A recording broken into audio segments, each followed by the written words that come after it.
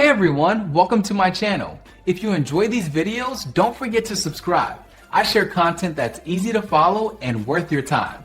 Let's get started. Losing your work in SketchUp is a nightmare. A sudden crash can ruin hours of hard modeling. However, you can often recover your unsaved files. SketchUp has several built-in safety nets for this exact problem. First, check for autosave files in your project folder.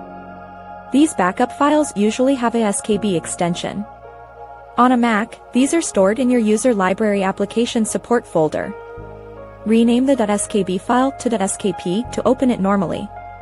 Second, look for the Recovered File dialog box. SketchUp usually shows this window the next time you launch the program after a crash. Select the recovered file and save it immediately. Third, check your computer's temporary folder. Windows users can find this in the App Data Local SketchUp folder. Look for a subfolder named Working. Your unsaved progress might be stored there as a temporary file. You should also adjust your preferences to prevent future loss. Go to the Window menu and select Preferences.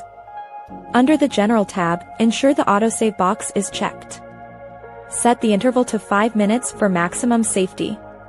This small change creates more frequent backups. Always save your file manually before performing complex operations.